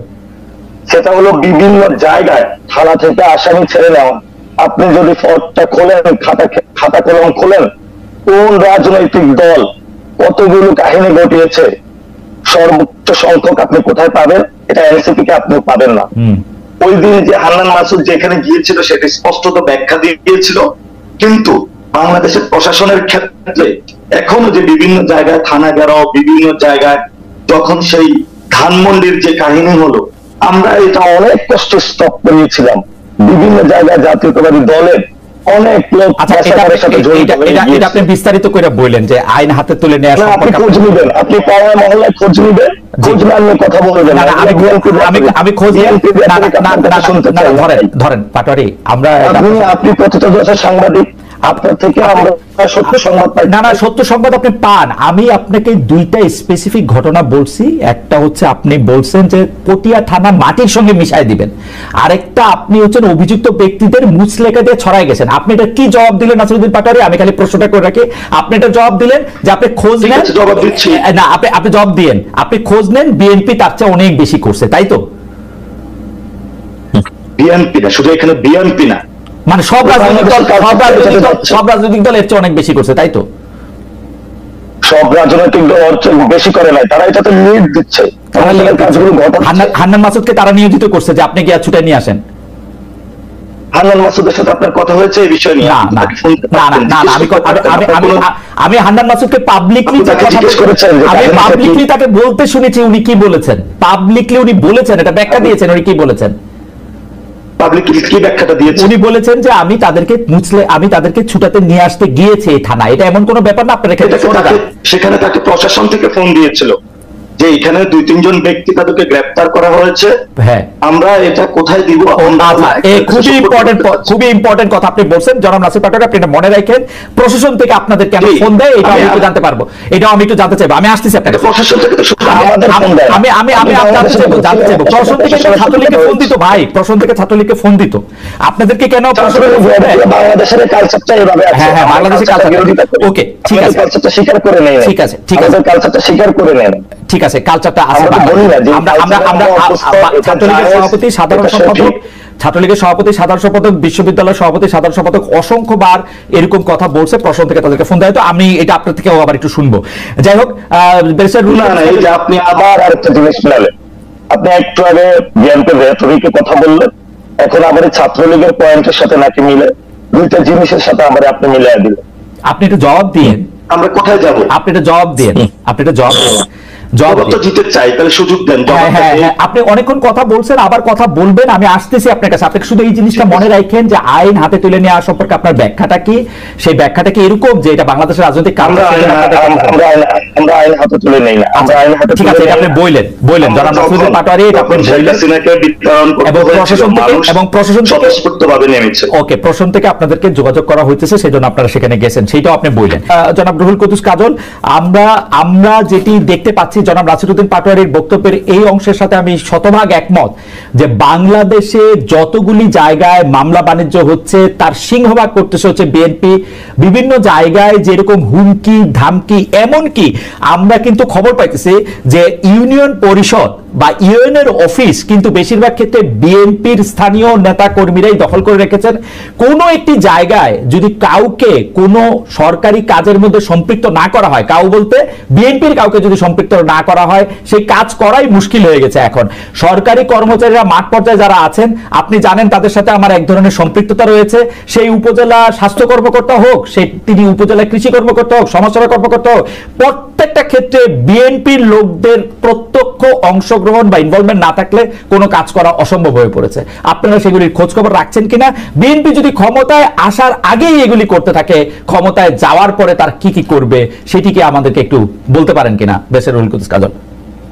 দেখুন, আপনি যে কথাটি বললেন সে কথাটি একেবারে অমূলক, সে কথা তো বলার কোনো সুযোগ নেই। কারণ আপনি খেয়াল করে দেখবেন যে 5ই আগস্টের পরে বিএনপির যে সমস্ত নেতা কর্মী দলীয় শৃঙ্খলা বলেন, দেশের আইনের প্রতি তোয়াক্কা করে নাই এমন ব্যক্তিদের বিরুদ্ধে তো সাংগঠনিক ব্যবস্থা গ্রহণ করেছে। এবং আমি মনে করি যে বিএনপি শীর্ষ স্তর থেকে শুরু করে নিম্ন স্তর পর্যন্ত বিভিন্ন ক্ষেত্রে সাংগঠনিক ব্যবস্থা গ্রহণ করেছে। দলের ভারপ্রাপ্ত চেয়ারম্যান বারবার বলেছেন, কেউ যদি কোনো ফৌজদারি অপরাধ করে থাকে তাহলে রাষ্ট্রের দায়িত্ব, সরকারের দায়িত্ব তাদের বিরুদ্ধে আইনানুগ ব্যবস্থা গ্রহণ করা। তো বিএনপি ধরেন প্রায় 3000-এর বেশি সংখ্যক মানুষের বিরুদ্ধে তাকে শোকজ করে শাস্তিমূলক ব্যবস্থা গ্রহণ করেছে। এত বড় একটা বিশাল রাজনৈতিক দলের বাংলাদেশের মানুষ যদি 18 কোটি 20 কোটি মানুষ হয়, তাহলে একটা বড় রাজনৈতিক দলের যে পরিমাণ মানুষের বিরুদ্ধে শাস্তিমূলক ব্যবস্থা গ্রহণ করা হয়েছে, বাংলাদেশে হয়তো অনেক রাজনৈতিক দলের সম্মিলিত শক্তি হতো তা হবে না। তো বিএনপি তো প্রকৃতপক্ষে এই ধরনের বিষয়গুলোকে অ্যাড্রেস করেছে। সুতরাং আপনি যে কথাটি অভিযোগ করলেন, সেই অভিযোগটি যে তবে আমার কাছে যেটা মনে হচ্ছে আপনি খুব জেনারেলাইজ করে ফেলেছেন। আপনি একেবারে ঢালাও ভাবে বিএনপির কথা বলেছেন, বাংলাদেশে আর কেউ কিছু করছে না। আমি বিষয়টি কিন্তু এমন নয়, সবচেয়ে বেশি করতেছে বেরসে কাজল। আমি আপনাকে এটাই বললাম, তো বাংলাদেশের রাজনীতিতে জনগণের সংখ্যানুপাতিক ভারের বিশ্বাস এখনো যদি মনে করি, বিশেষ করে আওয়ামী লীগ উত্তর বাংলাদেশে, আমি আবারও বলছি যে ফ্যাসিবাদ উত্তর বাংলাদেশে যদি রাজনৈতিক শক্তি হিসেবে বিবেচনা করি, তাহলে যে কোনো বিবেচনায় তো বিএনপি তার সিংহভাগকে নিয়ন্ত্রণ করে, মানে প্রতিনিধিত্ব করে এবং প্রতিনিধিত্ব করার কারণে আমি বলছি, আমি খুব লজিক্যালি আপনাকে অ্যারিথমেটিক্যালি বলছি। সুতরাং স্বাভাবিকভাবে এই দেশের মানুষ, পলিটিক্যাল মানুষ, ইনফ্লুয়েন্সিয়াল মানুষ যদি কোনো কারণে কোনো কাজের মধ্যে যদি ইনভলভ হয়, বড় রাজনৈতিক দল হিসেবে তো বিএনপি সে সিংহভাগের দায়ভার বিএনপিকে নিতেই হবে। তবে দেখতে হবে, আমি আপনাকে আবারও বলছি, দেখতে হবে বিএনপির শীর্ষ নেতৃত্ব সেগুলোকে কিভাবে অ্যাড্রেস করছে, বিএনপি কি এগুলোকে বিএনপি শীর্ষ নেতৃত্ব কি অ্যাড্রেস করতেছে? বেশি কাজল খেয়াল করেন, শীর্ষ নেতৃত্ব তো আর স্থানে স্থানে চাঁদাবাজি করতে যাবে না, শীর্ষ নেতৃত্ব তো আর কারো গলায় পাড়া দিয়ে তার থেকে টাকা দিবে না। শীর্ষ নেতৃত্ব যেটা করবে সেটা হলো যে আইন শৃঙ্খলাকে নিয়ন্ত্রণ করবে, সুপ্রিম কোর্টে নিয়ন্ত্রণ করবে, তার নামের সকল মামলা প্রত্যাহার করে নেবে। শীর্ষ নেতৃত্ব যেটা চাইবে যেইভাবে সরকারকে একটা নির্বাচনের দিকে হোক বা এই প্রশাসনিক ব্যবস্থার মধ্যে থেকে সবগুলি কি পজিশনে বসানো হোক সেটা নিয়ন্ত্রণ করা, বিএনপি সেটা করতেছে। সচিবরা যেহেতু আমি তাদের সাথে একটু সম্পৃক্ত, আমি জানি তারা পরিচয় দেয়, ভাই আমি বিএনপি রাজনীতি করছি, আমি ছাত্র দলের রাজনীতি করছি, আমি শিওর, আমি এই কথা বারবার বিএনপি নেতৃবৃন্দ পারলে পারি। ব্যারিস্টার কাজল আপনার কাছেও নিশ্চয়ই তদবির আসে উমুক যে ভাই আমি ছাত্র দল করছি, আমাকে একটু এই পোস্টিংটা ভালো করে দিয়ে দিতে পারেন। প্রশাসনের প্রত্যেকটা জায়গায় বিএনপির লোক, পুলিশের প্রত্যেকটা জায়গায় বিএনপির লোক। সরকার কিন্তু এখন প্রশাসন এবং পুলিশের কাছে অসহায়, কারণ প্রত্যেকটা কি পজিশনে এখন বিএনপির লোক। না আমি আপনাকে ক্ষমতা আসার আগে আপনি যেটা আমাকে বললেন আমার কাছে তদবিরের জন্য, আমি ভেরি ফেয়ার মানুষ, আমার কাছে যেহেতু কোনো রাষ্ট্রীয় কোনো দায় দায়িত্ব আমার মধ্যে নেই, যেটা আমার ডোমেনের মধ্যে নাই, আমি সেটার ব্যাপারে কোন রকম কথা বলি না। এভরিওয়ান নোজ মি, আমি খালেদ, আমার মনে অন্য যে কোনো চেয়ে আপনি আমাকে খুব কাছ থেকে দেখেছেন, আমি true to my profession, I am true to my profession. সেটা আমি দেখছি, আমি একটা নাম বললাম সেজন্য আমি আপনাকে শেখাতে, আমি বলছি দেখেন, আমি অনেক সময় ফান করে আমার আইনজীবী জুনিয়রদের সামনে আমার চেম্বারে বসে বলি যে আমি খুব চেষ্টা করছি 5ই আগস্টের পরে একজন বিএনপি ছাড়া অন্য কোনো মানুষ আমার সঙ্গে সাক্ষাৎ করুক, দুর্ভাগ্যজনকভাবে আমি কাউকে পাচ্ছি না। এবং অনেক মানুষকে আমি ফান করে বলি আমার খুব খুশি হতাম যদি 5ই আগস্ট 2024 সালের আগে আপনার পরিচয় হতো। আমার যে কোনো মক্কেল ক্লায়েন্ট যদি আমার কাছে কোনো মামলার ইনস্ট্রাকশন দিতে আসে, পরের শব্দ বলার আগে আমি বলি আপনি থামেন, আমি বুঝতে পারছি, এরপরে আপনি পরিচয় দিবেন যে আপনি রাজনীতি করেন, আপনি বিএনপি। কিন্তু আমার দুর্ভাগ্য যে আমার 5ই আগস্টের আগে হয়তো আপনার সঙ্গে পরিচয় হয়নি, এর আগে পরিচয় হলে আপনার জন্য আমার জন্য ভালো হতো। এই সমস্ত ব্যক্তিগুলো কিন্তু সুবিধাবাদী, এরা কিন্তু প্রকৃতপক্ষে বিএনপির পোর খাওয়া নেতাকর্মী, যাদের জীবন গেছে, যারা জীবন দিয়েছে, মামলা খেয়েছে, কারাবরণ করেছে, পরিবারের সঙ্গে সংযোগ বিচ্ছিন্ন হয়েছে, এইসব মানুষগুলো কিন্তু সেরকম মানুষ না। ওই যে আপনি বললেন যে আপনি যেহেতু প্রশাসনের চাকরি করতেন, প্রশাসনের আপনার বন্ধু বান্ধব যারা হয়তো কি পজিশনে আছে, তারা নিজেদেরকে এক ধরনের জাহির করার জন্য একটা অসুস্থ প্রতিযোগিতার মধ্যে যাচ্ছেন। আপনি খেয়াল করে দেখুন যে এই সরকারের তো আপনি যদি বিবেচনা করেন, তাদের কার্যক্রমের মধ্যে তো অনেক ভালো কাজের মধ্যে একটা আছে, সংস্কার কার্যক্রম যেমন চলছে। আপনি এনবিআর এর মতো একটি জায়গায় আমি অত্যন্ত দুঃখিত যে সেখানে তাদের অন্যতম কার্যক্রমের বিষয়ে একটা গ্রুপ অফ পিপুল, তারা তাদের মূল উদ্দেশ্য হচ্ছে যে এটাকে কোনোভাবেই একটা গন্ডগোল বাঁধিয়ে কোনোভাবে আমি মানে আমার অজ্ঞতা ক্ষমা করবেন, আপনি আসলে বলেন তো যে বর্তমানে প্রশাসন এবং বিচার কাঠামো, বিচারালয়, এইটা আসলে বিএনপি নিয়ন্ত্রণ করতেছে না। বিএনপি আপনি দেখেন, আমি আপনাকে দেখেন, আমি শুধু বেগম খালেদা জিয়া এবং তারেক রহমান সাহেবের মামলা বলছি না, তারেক রহমান সাহেবের মামলা বলছি না, বিএনপি যে কোনো লোকের মামলা বিএনপি করলেও সেটা বিনা কিচ্ছুতে সে মামলা উঠে যায়। আমি এখন পর্যন্ত বিএনপির 5 আগস্টের পরে একটা মামলা হাতে দেখি নাই, বিএনপি মামলা হারে না। আপনি কি বলছেন যে বিএনপি নেতৃবৃন্দের বিরুদ্ধে যে সমস্ত মিথ্যা রাজনৈতিক মামলা ছিল সেগুলো প্রত্যাহার, কিংবা সেগুলো না শুধু মিথ্যা রাজনৈতিক প্রত্যাহার তো ছাড়াও তো মামলা তো আছে, আমরা তো মামলা এটা স্বাভাবিক লাইফ দেখি। ভাই আপনি একজন জুরি, আমি লাইভ দেখতেছি, একটা মানুষ আসছে না কোর্টে, তার মামলা খারিজ হয়ে যাচ্ছে, তাকে খালাস দিয়ে দেওয়া হচ্ছে বেকসুর। না এটা আমি আপনাকে এতটুকু বলতে পারি, সেটা হচ্ছে একটা বিচারিক প্রক্রিয়া। আমি আপনাকে এতটুকু বলতে পারি যে 5ই আগস্টের পরে আমাদের বর্তমানে সুপ্রিম কোর্টের যে সেট আপ, আপিল বিভাগের সেট আপ, আমি মনে করি সেটা এক্সিলেন্ট। আমি মনে করি তাদের বিচারিক কার্যক্রম, তাদের বিচারিক ক্ষমতা, তাদের সততা, তাদের ইন্টিগ্রিটি, আমার মনে হয় না যে কেউ কোনো প্রশ্ন করতে পারে। এবং আপনি যেটা বলছেন যে সেরকম যে অভিযোগ খুব ঢালাও হয়ে গেল, কারণ আমি আদালতের ক্ষেত্রে আমি একজন আইনজীবী, আমি নিজে জোর গলায় বলতে পারি, জাতির সামনে সাক্ষ্য রেখে বলতে পারি, 5ই আগস্ট পূর্ববর্তী আইনজীবী, পেশাজীবী হিসেবে আমার যে অবস্থান ছিল 5ই আগস্টের পরে আমার কোনো পরিবর্তন হয়নি। আমি আদালতের কাছে যেভাবে আমি নিজেকে উপস্থাপন করতাম, আমার ক্লায়েন্টের কাছে আমি যত সততার সঙ্গে, পেশাদারিত্বের সঙ্গে উপস্থাপন করতাম, আমি কিন্তু একইভাবে কিন্তু উপস্থাপন করি। আমি আপনাকে আরো স্পষ্ট বলি, আমি মনে করি না যে আমি শুধুমাত্র বিএনপি করার কারণে আমি কোনো সুযোগ সুবিধা গ্রহণ করার চেষ্টা করি কিংবা কোনো সুযোগ সুবিধা পাই, বরং আমি যদি কোনো কারণে আদালতের কাছে নিজেকে উপস্থাপন করি আমার পেশাদারিত্ব, আমার সততা, কাজল, এই পেশার প্রতি কমিটমেন্টের কারণে। কাজল, আপনাকে আমি শুধু বিচার বিভাগের কথা বলি, এই বিচার বিভাগে মানে হাইকোর্টের বেঞ্চগুলি আমার পরিচিত, আপনি জানেন আপনার যতটা পরিচিত তার থেকে কম হইলেও আমি পরিচিত। আপনি বলেন তো যে হাইকোর্টের, আমি এপিলেট ডিভিশন, উচ্চ আদালতে কথা বলা আসলে আমাদের সাজে না। তারপর আমি আপনাকে বলি, যে কারণে একটা দলীয় বেঞ্চ হিসাবে গত 15 বছর বিভিন্ন রকম বদনাম ছিল, সেই বদনাম কি এখন কাটছে না বাড়ছে? আপনি শুধু আমাকে এই কথাটা বলেন। না, আমি মনে করি সেই বদনামের কোনো সুযোগ নেই, কারণে যে বর্তমান সুপ্রিম কোর্টের আপিল বিভাগ এটা একেবারে অ্যাবসলিউটলি, আমার কথাটা আপনি ভেরিফাই করতে পারেন। জি, এখনকার আমাদের কনস্টিটিউশনালি কোর্ট কনস্টিটিউশনের দায়িত্ব হচ্ছে মাননীয় প্রধান বিচারপতির। মাননীয় প্রধান বিচারপতি ইতিপূর্বে যেটা আমি দেখতাম, অনেক সময় কাউকে ব্যক্তিগতভাবে তার রাজনৈতিক পছন্দের লোক না এমন একটা নোশান তৈরি করে তাদেরকে কম গুরুত্বপূর্ণ বিচার কার্যে নিয়োজিত করা হতো। এখন কিন্তু তা না। আপনি যদি ডেইলি কজ লিস্ট দেখেন, তাহলে আমার মনে হয় যে আদালতের কার্যক্রম, বিচারিক কার্যক্রম ব্যবস্থা মানে তাদেরকে দায়িত্ব প্রদানের ক্ষেত্রে জেনারেল অফিস এবং public service, public prosecutor office, তারা মানে নিরপেক্ষভাবে দায়িত্ব পালন করতেছে নাকি তারা বিএনপির হয়ে কাজ করছে? না, আমি কিন্তু সেটা মনে করছি না। সত্যতা বলতে কি, তারা রাষ্ট্রের আইন কর্মকর্তা হিসেবে শোনেন, কিছু কিছু একজন ব্যক্তিকে দিয়ে তো আপনি কোনো কিছু বিচার করতে পারবেন না। তবে আমরা একটা শার্প ডিফারেন্স দেখতে পারি।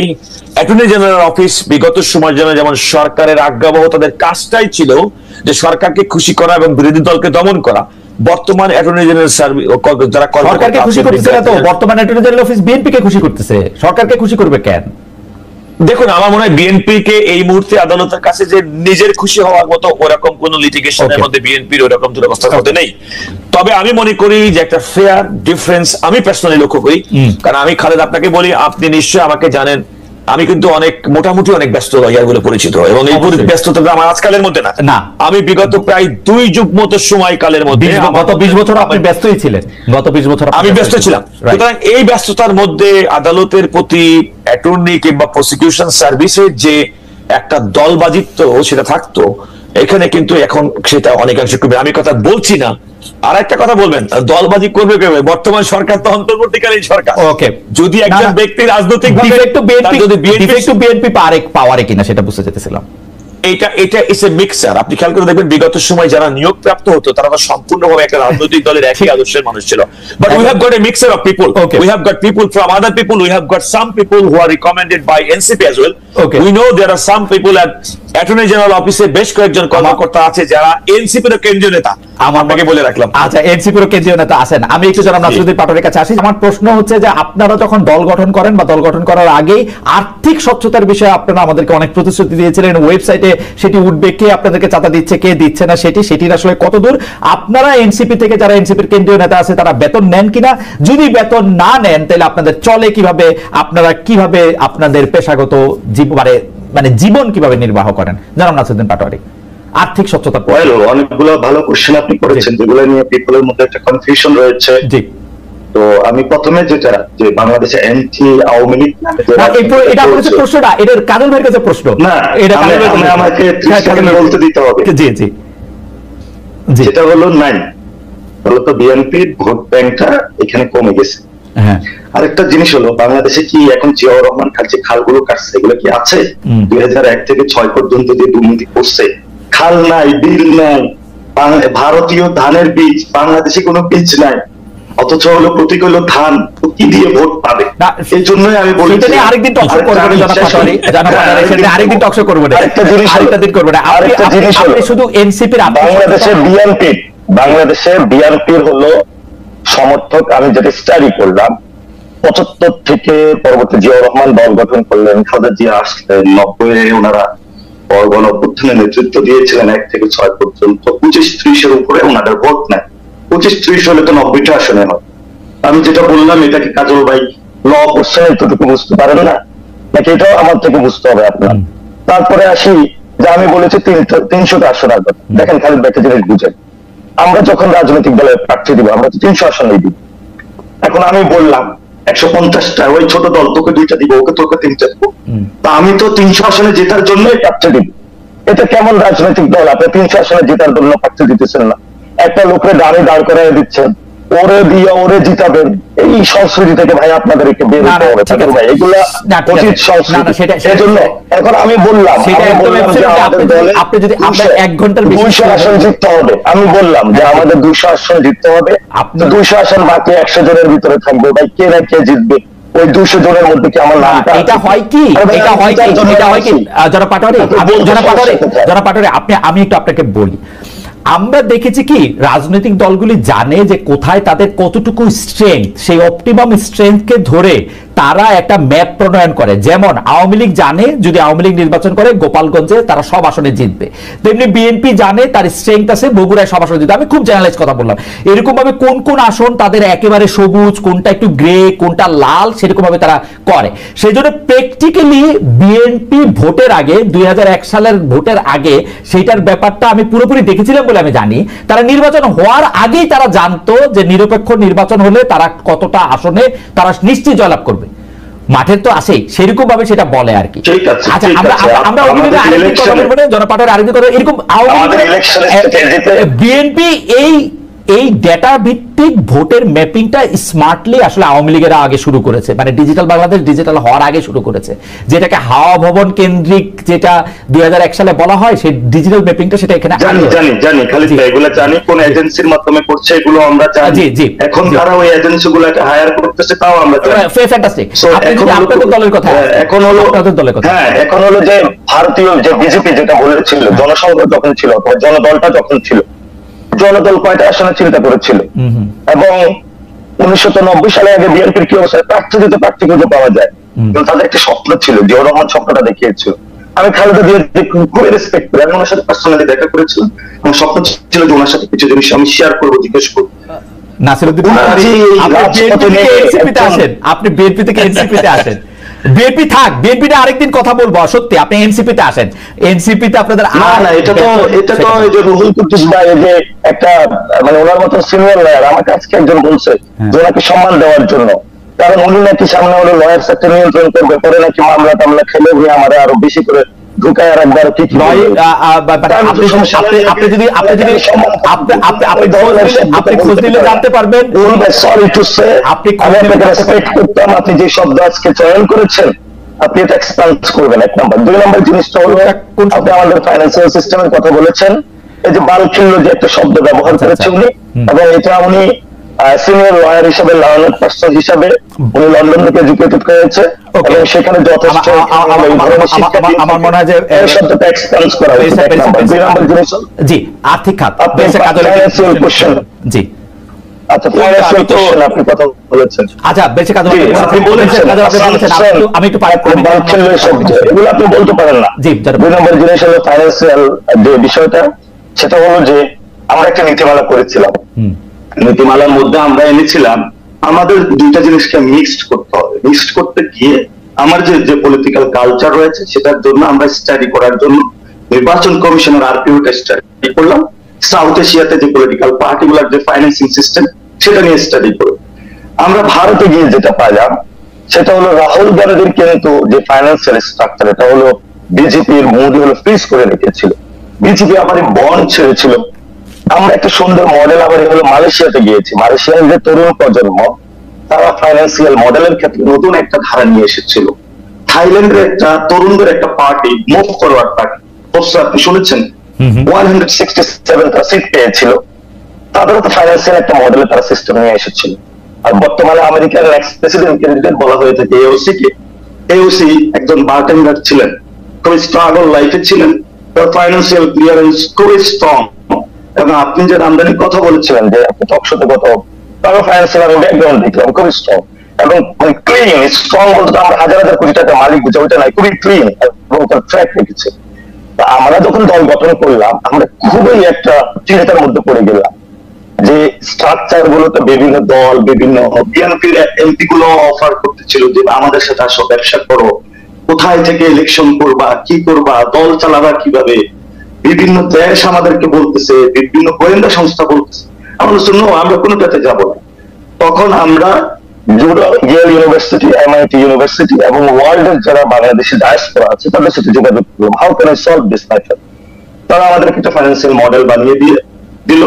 আমরা সেই ভিত্তিতে গিয়ে আমাদের সেই রিসার্চ বেসড যে ফর্মটা আছে আমরা সেটা অবমুক্ত করলাম, আমরা ক্রাউড ফান্ডিং এ গেলাম, আমরা টি শার্ট ব্যাগ বিভিন্ন জায়গায় জনগণের কাছে গেলাম। অর্থাৎ আমরা যেহেতু এখনো আর্মির এস্টাবলিশমেন্ট ভাঙতে পারি নাই, আমাদের ব্যুরোক্রেসির এখন এস্টাবলিশমেন্টের, যেটা আওয়ামী এস্টাবলিশমেন্ট ভাঙতে পারি না এখনো, মিডিয়ার এস্টাবলিশমেন্ট ভাঙতে পারি না এখনো, চেঞ্জ করতে পারি না। জনাব পাটোয়ারি, আমরা এই জন্য জনগণমুখী হলাম, এই জন্য আমরা ফাইন্যান্সিয়াল রাইট সেগুলো সেটা ওয়েবসাইটে প্রকাশ করার কথা ছিল, সেটা কি আপনারা করতেছেন? জি, আমাদের ওয়েবসাইটে আপনার ট্র্যাকিং এ সবগুলো বিষয় আছে। সেখানে হলো আমরা আবার জনগণকে একটা জিনিস হিসাব মিলিয়ে দিব, অর্থাৎ আমাদের ডেবিট ক্রেডিটটা মিলিয়ে দিতে হবে, সেটা যেটা হলো আমাদের কাছে আমাদের, জি সেটা আপনারা দিচ্ছেন।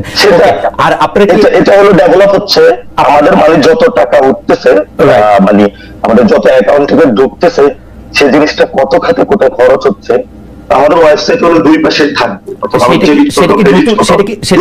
সেটা কি নতুন টাকা নাকি আপনারা রূপায়ণে যে বিল্ডিং আছেন সেটার ভাড়ার টাকা, আপনারা যে ইফতার পার্টি করছেন সেটার টাকা? আপনি যে এক একটা কথার মধ্যে এলিগেশন দিয়ে থাকেন, আমরা সেগুলিও কি আপনারা দিবেন কিনা ভাই?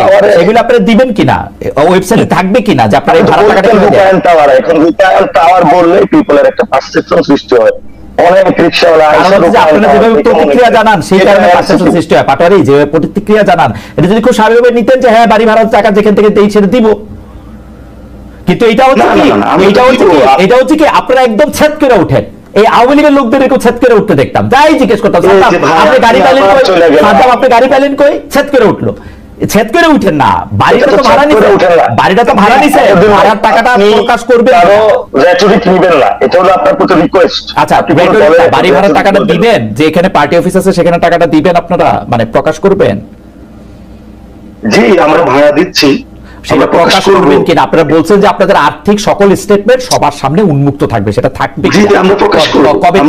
কবে থেকে থাকবে?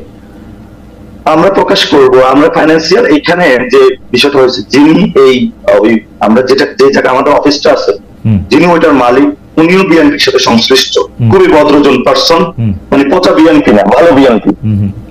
উনি বলছেন আমার পরিচয় ওইভাবে পাবলিশ করিও না, ওনার পরিচয়টা তো আমার গোপন রাখতে হবে, যেহেতু আমাদের কাছে রিকোয়েস্ট করছে।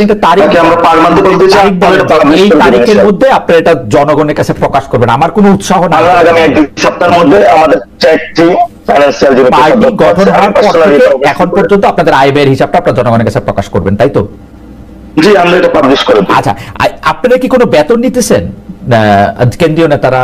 এই আমাদের এখানে একটি কথা এসেছিল যে মানে জামায়াত ইসলামীর বাংলাদেশের যে মডেলটা, এটাতে হলো মানে তাদের একটা বরাদ্দ থাকে, আবার বিএনপির এটা হলো বুর্জোয়া পলিটিক্সের এই ক্ষেত্রে হলো পার্সন টু পার্সন এই জিনিসটা মেনটেন করে, আর বড় ভাইকে হলো বিভিন্ন জায়গা থেকে চাঁদা তুলে দেয়।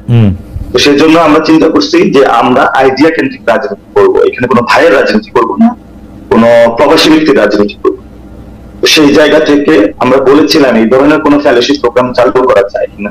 সেখানে আমাদের একটা প্রপোজিশন এসেছিল যেটা বিভিন্ন কান্ট্রিতে আছে, তো আমরা আবার সেটার ক্ষেত্রেও আরো একটা কনসিডারেশনে নিচ্ছি। যদি ফেলোশিপ দিয়েই থাকি, অনেকে আবার এটার উপরে ডিপেন্ডেন্ট হয়ে পড়বে, অনেক লোক হার থেকে তো রাজনীতি করতে চায়, মানুষের ভরসা থেকে ওই জায়গাটা করবে না। How can I solve this? এটার জন্য আমরা আরেকটা রিসার্চ আমাদের দেখতে হচ্ছে। Will solve this every matter. যতগুলো কোশ্চেন আসছে ভাই, যতগুলো দিবেন আমরা সব ডিল করে সামনে যাবো ইনশাআল্লাহ। সে জায়গায় আপনাকে অনেক অনেক ধন্যবাদ। আমাদের একজন দর্শক প্রশ্ন করেছেন, আপনি বিএনপির কোন নেতাকে, প্রধান নেতাকে তার আয়ের উৎস আপনার মানে আমাকে বলেছেন যে খালেদ মহিউদ্দিন আপনার বাবাও জিজ্ঞেস করতে পারবে না কখনো। আমার বাবা আসলে জিজ্ঞেস করতে পারবে না, তিনি মারা গেছেন 1989 সালে, তার পক্ষে জিজ্ঞেস করা সম্ভব না, কিন্তু আমি প্রত্যেকটা অনুষ্ঠানে সেটি জিজ্ঞেস করি। আপনাদের যদি সময় সুযোগ হয় আপনারা এটি দেখে নেবেন। জুলাই মাসের অন্তত 4টে অনুষ্ঠান আমি করেছি যেগুলি ইউটিউবে আছে, সে সময়ের সেই মানে গত বছর জুলাই মাসে, সেগুলো আপনারা নিশ্চয়ই দেখে নিতে পারেন। অনেকেই প্রশ্ন করেছেন। এখন আমি প্রশ্ন করতে চাই, জনাব ব্যারিস্টার রুহুল কুদ্দুস কাজল যে প্রশ্নটা আমি করে গেছিলাম যে যেহেতু এখন এন্টি ইন্ডিয়ান জায়গাটা স্ট্রংলি ভাগ হয়ে গেছে, সেজন্য বিএনপির ভোট কমবে কিনা, এক। দুই হচ্ছে যে বিএনপি এনসিপি কে তো এটা বলতে হয়েছে যে তারা তাদের সকল আয় ব্যয়ের উৎস পাবলিকলি এটা প্রকাশ করবে, বিএনপি এটা প্রকাশ করবে কিনা এক নাম্বার কথা। আমি বিএনপির ওয়েবসাইটে প্রতিদিন যাই, আমি এরকম কোনো কিছু লক্ষণ দেখি না, এবং বিএনপির শীর্ষ নেতারা কিভাবে জীবন নির্বাহ করেন, আমি যেমন গত প্রধানমন্ত্রীর মন্ত্রী পরিষদকে প্রায় জিজ্ঞেস করতাম যে তারা মানে ফার্স্ট ফ্যামিলি অর্থাৎ শেখ হাসিনা এবং তার ছেলেমেয়েরা কোনো ধরনের ব্যবসা বাণিজ্যের সাথে যুক্ত কিনা, তাদের আয়ের উৎস কি, তেমন ভাবে আপনাদেরও জিজ্ঞেস করতে চাই যে আসলে মানে জনাব তারেক রহমানের আয়ের উৎস আসলে কি? আপনি বাংলাদেশের সবচেয়ে, আমার ধারণা এখন সবচেয়ে বেশি আয় যারা করেন সেই আইনজীবীদের একজন, আপনি জানেন যে আয় এবং ব্যয় কাকে বলে, এটা কি রকম ঘটনাটা একটু যদি বলেন আমাদেরকে। না, আপনি যেমনটি বললেন বিএনপির একজন প্রতিনিধি হিসেবে, আমি তো বিএনপির কেন্দ্রীয় কমিটির সদস্য, আমাকে জিজ্ঞেস করেন, আমার একমাত্র পেশা আইন পেশা। আপনারা জিজ্ঞেস করে তো আপনি তারেক রহমানের কথা বলেন। আমি জানি শুনেন, আমার দলের নেতা তাকে এই প্রশ্নটা আপনি করবেন। আমার মনে হয় বাংলাদেশে তাকে তো পাই না আজকে না, কিন্তু আপনার মাধ্যমে আমি বলে রাখি, তাকে আমি পাই না আজকে না, কিন্তু তিনি যখন টিভিতে নিষিদ্ধ, কেউ তাকে টিভিতে দেখায় না, সেই গত 5 বছর 6 বছর 7 বছর ধরে আমি তার একটা ইন্টারভিউ জন্য আপনাকেও আমি বহুবার বলছি, ইউ নো দ্যাট। এবং আমি আপনাকে বলি, সুতরাং আমার দলের নেতা তার নিশ্চয়ই তিনি বৈধ উৎস এবং আছেন, এবং এই প্রশ্নটি তাকে করবেন। এ ব্যাপারে আমি এতটুকু বলতে পারি, আমাদের নেতা এবং তিনি তার পরিবারের সদস্য এবং তাদের একজন বিএনপি নেতা বলেছেন যে ডক্টর জুবাইদা রহমান এবং ব্যারিস্টার জাইমা রহমান তারা যেহেতু আয় করেন, সুতরাং তারেক রহমান সাহেবকে রাজনীতির দিকে মনোযোগ চলে। আমি তো এতটুকু বললাম যে তাদের পরিবারের অন্যান্য সদস্য কর্মক্ষম, উপার্জনক্ষম মানুষ আছে, এর বাইরে আমাদের মনে হয় বিষয়টি তাকে জিজ্ঞেস করেন। আপনি যে কথাটি বলছিলেন সে কথাটি নাসিরউদ্দিন পাটোয়ারির যে সমস্ত কথাগুলো, সেগুলো মোর অন থিওরি। আমি নিজে থিওরিতে অতটা চেয়ে বড় কথা হচ্ছে বাংলাদেশের আর্থসামাজিক অবস্থা বিবেচনা করে আমি একটা মন্তব্য করার চেষ্টা করি। যেমনটি আপনি বলেছেন, এটা বাস্তব কথা, যে আমি সে কথা বলছিলাম যে আওয়ামী লীগ বিরোধী যে শিবির, সেই শিবিরের নেতৃত্ব দিত বিএনপি। এখন আওয়ামী লীগের অনুপস্থিতিতে এই শিবিরের ভোটের মধ্যে তো অবশ্যই একটা টানাপোড়েন থাকবে, এবং এই টানাপোড়েনটা থাকাটা অত্যন্ত স্বাভাবিক, এটা গণতন্ত্রের সৌন্দর্য। আপনি তারেক রহমানের বক্তব্য রেফারেন্স দিয়ে যে কথাটি বারবার বলছিলেন, যে তিনি বলছেন আগামী নির্বাচন অত্যন্ত প্রতিদ্বন্দ্বিতাপূর্ণ, অনেক কঠিন হবে। এই কঠিনের একটা কারণ হচ্ছে ভোটারদের মন জয় করা। আপনি আমাদের দলের নেতার বক্তব্য থেকে এই কথাটা কিন্তু স্পষ্টত, যে মানুষের ভোটারের মন জয় করার মাধ্যমেই তারা রাষ্ট্র ক্ষমতায় যেতে চায়। এটা বাংলাদেশের মানুষের জন্য একটা আশ্বস্ত হওয়ার বিষয়। তার দলের নেতৃবৃন্দকে যখন তিনি এভাবে অ্যালার্ট করেন, প্রকারান্তরে এই কথাই বোঝাতে চান যে ভোট ছাড়া অন্য কোন প্রক্রিয়ায় আমাদের রাজনৈতিক দল হিসেবে রাষ্ট্র ক্ষমতার দায়িত্ব পাওয়ার কোনো সুযোগ নেই। That is plain and simple. এই প্লেন এন্ড সিম্পল এর ক্ষেত্রে অনেকগুলো অংশীদার, আপনি যেমনটি বললেন, কদিন আগে গত শনিবারের মধ্যে আপনার সৈয়দ উদ্যানে সমাবেশ হলো। 1 মিনিটে যদি শেষ করেন। আমি আগামী নির্বাচনকে সামনে রেখে অনেক রকমের হিসাব নিকাশ তো হবেই, এবং এই যার যার রাজনৈতিক অবস্থান থেকে সে তার দলের হিসাব করবে, বড় দল হিসেবে তার একটা হিসাব করবে। এমন তো হতে পারে যে বিএনপি চিন্তা করছে, যেটা বিএনপির অন্যতম পলিসি ছিল, যেটা 31 দফা ভারপ্রাপ্ত চেয়ারম্যান বারবার বলেছিলেন, যে আমরা রাষ্ট্র ক্ষমতা যাওয়ার সুযোগ পেলে, রাষ্ট্রকে সেবা করার সুযোগ পেলে সমস্ত রাজনৈতিক দল এবং শক্তিদেরকে আমরা ইনভলভ করব। বিএনপি কিন্তু প্রথম দিকে বিএনপি কিন্তু জাতীয় সরকার করার কথা সুস্পষ্ট ভাবে বলেছে। বিএনপি আরেকটি কথা বলেছে, আপনি খেয়াল করে দেখুন, জাতীয় সংসদ নির্বাচনে কাদর ভাই, এই জাতীয় সরকারটা অনেকটা জাতীয়তাবাদী জাতীয় সরকার হবে, তাই তো? মানে আপনার যাকে পছন্দ তাকে আপনি দিবেন। আপনি তাই যদি হয়ে থাকে, তাহলে কেন বিএনপি এককভাবে পার্লামেন্টের দ্বিকক্ষ বিশিষ্ট পার্লামেন্টের কথা যাবে? বিএনপি তো দেশের বুদ্ধিজীবী, সুশীল সমাজ, শিক্ষিত মানুষ, এই সমস্ত মানুষদেরকে ইনভলভ করানোর জন্য তো উচ্চ কক্ষের বিধান বিএনপি মেনে নিয়েছে, এবং বিএনপি নারীদেরকে ক্ষমতায়ন করার জন্য, সংসদে নারী আসন বাড়ানোর জন্য, 100 কাজল ভাই, এইটা আরেকদিন আপনি কেন্দ্রীয় সদস্য হিসেবে আমরা আরেকদিন আপনার কাছে স্পষ্ট শুনবো। আর্থিক স্বচ্ছতার প্রসঙ্গটা যদি আপনি একটু বলেন, যে আর্থিক স্বচ্ছতার জায়গাটা আমি আপনাকে বলি, আমি যতটুকু পার্টি হিসেবে if I am not wrong, যতটুকু আমার জানা মতে প্রত্যেকটা রাজনৈতিক দল, নিবন্ধিত রাজনৈতিক দলের প্রত্যেক বছরের আয় ব্যয়ের হিসেব নির্বাচন কমিশনে জমা দিতে হয়। আমার জানা মতে বিএনপি গত বছরের আয় ব্যয়ের হিসাব নির্বাচন কমিশনকে জমা দিয়েছে। আমার মনে হয় নির্বাচন কমিশনকে যদি আপনি প্রশ্ন করেন তারা কেন এই আয় ব্যয়ের হিসাবটা মানে উপস্থাপন করে নাই, তাহলে মানে তারাই সবচেয়ে ভালো উত্তর দিতে পারবে। প্রত্যেকটি রাজনৈতিক নিবন্ধিত দলের আইনগতভাবে তাদের প্রত্যেক বছরের আয় ব্যয়ের হিসেব দিতে হয়, সেটা বিএনপি দিয়েছে। আমি সেই আয় ব্যয়ের হিসাব মোরলেস 98 সাল থেকে আমি পরীক্ষা করতেছি। সেই আয় ব্যয়ের হিসাবটা যতটুকু বাংলাদেশের নির্বাচন কমিশনের আরপিও অনুসারে যতটুকু দিতে হয় ততটুকু এটা পরিষ্কার না। যেমন আমি এখনো জানি না ওই এত হিসাব করার পর যে আসলে বিএনপির নেতারা কি করেন আমি বুঝি না, কিন্তু একটা ব্যবসা লিখে রাখেন কেন বিএনপির নেতারা ধরো আমি পেশাজীবী আইনজীবী, আমরা আইন পেশা করি, যিনি ডক্টর তিনি ডাক্তার ব্যবসা করেন, যিনি ব্যবসা তিনি ব্যবসা করেন, বিশ্ববিদ্যালয়ের শিক্ষক বেগম খালেদা জিয়া নিজে প্রধানমন্ত্রী ছিলেন, তিনি বেতন পেয়েছেন, ভাতা পেয়েছেন, তিনি বিরোধী দলের নেত্রী ছিলেন, বেতন পেয়েছেন, ভাতা পেয়েছেন, তার বাড়ি আছে।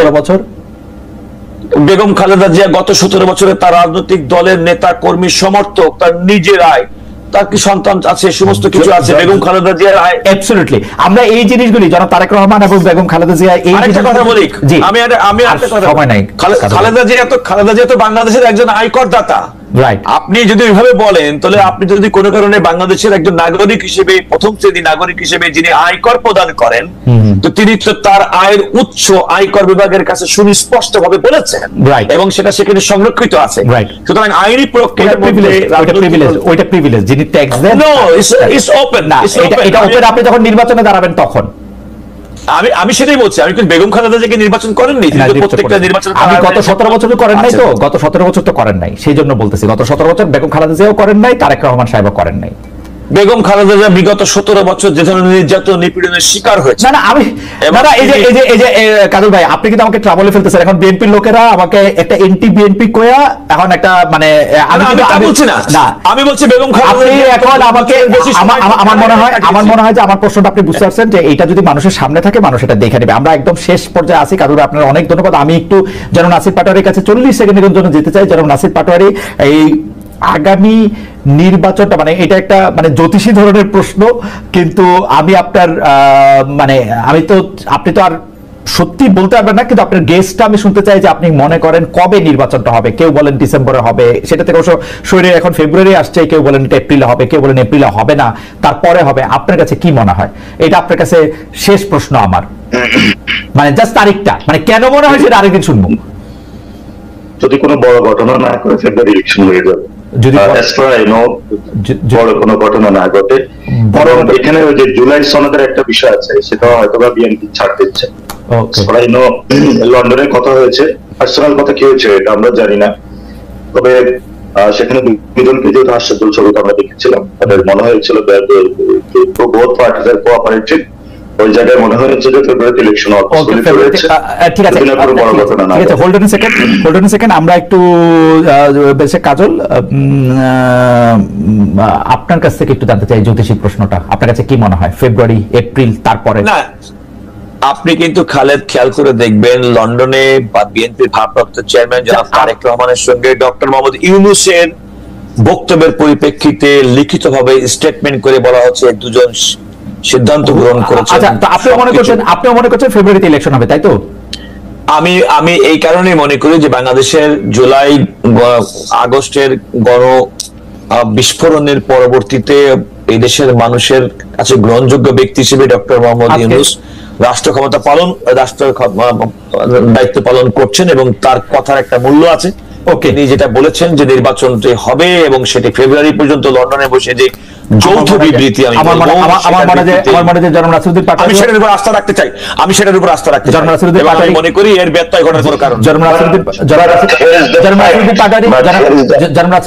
আজকের অনুষ্ঠানে আপনি শেষ কথা বলবেন, আপনি 2 সেকেন্ড না, আপনি 30 সেকেন্ড বলেন। এনসিপি নিবন্ধন চেয়েছে, সব জায়গায় আসলে নির্বাচনী কার্যক্রম শুরু করেছে। নতুন রাজনৈতিক দল হিসেবে আপনি আমাদের অভিনন্দন জানবেন আপনার দলের পক্ষ থেকে, এবং নির্বাচনকে সামনে রেখে জনগণের উদ্দেশ্যে আপনি কি বলতে চান? আপনি 30 সেকেন্ড বলেন, কিন্তু প্লিজ 30 সেকেন্ডে বলেন। আপনি 2 সেকেন্ড চাইছিলেন, 30 সেকেন্ড বলেন। প্রথমত লন্ডনে যে বৈঠকটা হয়েছিল বিএনপি এবং গভর্নমেন্টের যে বোথ পার্টি যেটা হয়েছে, এটা বাংলাদেশের ইতিহাসে প্রথম, এই ধরনের হয় নাই। ওইটার কারণে এটা বিএনপিও ভুল করেছে, সরকারও ভুল করেছে। ওইটার কারণে বাংলাদেশের যে পার্টিগুলো আছে তাদের নেতৃবৃন্দের সাথে আমাদের কথা হয়েছে, টানাপোড়েন করেছে। দুই পক্ষে লন্ডনে যে মিটিংটা করেছে নির্বাচনের সামনে রেখে এনসিপি ভোটারদের জন্য বা নতুন যারা আপনি দল হিসেবে মানে জনগণের উদ্দেশ্যে বলেন, আপনি আমার ধারণা এবারে জোক সেপাট আপনি 30 সেকেন্ড বললেন, জোক সেপাট মানে এটা জোকটা একটু বলি। আমার ধারণা এনসিপি যদি কোনোদিন ক্ষমতায় আসে, আওয়ামী লীগের একটা কিন্তু বিএনপি মন্ত্রী থাকতো যার কাজ হচ্ছিল খালি বিএনপির সমালোচনা করা, বিএনপির এই করা। জনাব হাসান মাহমুদ এই দায়িত্ব পালন করছেন বেশ কিছুদিন নিষ্ঠার সাথে, হাসানুল হক কিছুদিন এই দায়িত্ব পালন করছেন।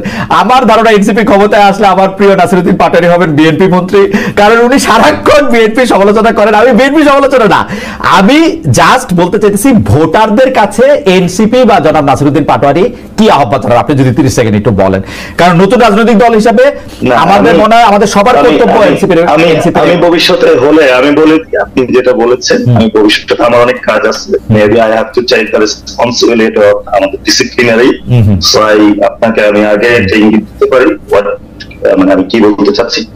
আরেকটা যে বিষয়টা আপনি বলেছেন, আমরা মানুষের দুয়ারে দুয়ারে যাচ্ছি, আমাদের যেমন ভোটার কেন্দ্রিক রাজনীতি রয়েছে, আমাদের দেশটা কিন্তু পরিবর্তন হয়নি। ফলত আমাদের নেশন এবং স্টেটের জায়গায় আমরা মনে করি অনেক কাজ করতে হবে। শুধু যদি ভোট পেয়ে পার্লামেন্টে গিয়ে এলাকায় কোন জায়গায় কালভার্ট, ব্রিজ হয়েছে, দুর্নীতি, এই জায়গাটা থেকে বের হয়ে আমরা দেশ পুনর্গঠনের কাজে, সেই জায়গায় যদি এনসিপির ঘরে একটি আসনও না আসে, আমরা এই লড়াইটা যদি চালিয়ে যাই, আমরা মনে করি যে আগামীতে আমরা সরকার গঠন করতে পারবো। পিপল আমাদের কাছে ওই বিষয়টা এক্সপেক্ট করে বা আশা করে, আমরা মানুষের ওই আশার জন্য কাজ করে যাচ্ছি। পুরো বাংলাদেশের মানুষ, আপনারা যারা শুনছেন, বিএনপির লিডারশিপ না, যারা বিএনপির নেতা কর্মী, যারা আপনারা নিপীড়িত হয়েছিলেন, আপনাদের যাদেরকে আমরা মুক্ত করে দিয়েছি, লড়াই করে দিয়েছি, আপনাদেরকে আমরা পাশে চাই। জামাতের যারা বিভিন্ন নেতা কর্মী, জামাতের থাকবেন, এনসিপি বাংলাদেশে নতুন ভাবে নেতৃত্ব দিবে।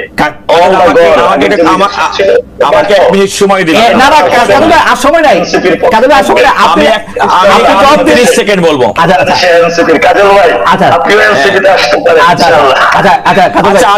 আমি খালেদ, আমি শুধুমাত্র এতটুকু বলবো, জুলাই আগস্ট আন্দোলনের নাসিরউদ্দিন পাটোয়ারি এবং তার যারা কমরেড যারা ছিল, তাদেরকে আমরা যে চোখে সাধারণ মানুষ সর্বজন গ্রহণযোগ্য দেখতাম, এনসিপি নাসিরউদ্দিন পাটোয়ারিকে কিন্তু চিহ্নিত করতে হবে একটা রাজনৈতিক দলের নেতা হিসেবে। সুতরাং যে সার্বজনীনতা 2024 সালের জুলাই আগস্টে ছাত্র জনতার গণ আন্দোলনে তাদের ছিল সার্বজনীন নেতা, তারা এনসিপি রাজনৈতিক দল করার মাধ্যমে তারাও অন্যান্য অনেক ধন্যবাদ। নাসিরউদ্দিন পাটোয়ারিকে সেভাবে অনেক ধন্যবাদ জনাব নাসিরউদ্দিন পাটোয়ারি, আপনাকেও অনেক ধন্যবাদ। আমরা আজকে অনেকগুলি বিষয় নিয়ে আজকে আমরা কথা বলেছি। দর্শক, আমরা দুজনকে অনেকগুলি বিষয় প্রশ্ন করেছি, অনেক লম্বাও করেছি অনুষ্ঠানটা। দর্শকরা অনেক ছিলেন আমাদের সঙ্গে, আপনাদের সবাইকে ধন্যবাদ জানিয়ে আজকের অনুষ্ঠান এখানে শেষ করছি। আবারও দেখা আপনাদের সঙ্গে নিশ্চয়ই নতুন কোনো দিনে, সেই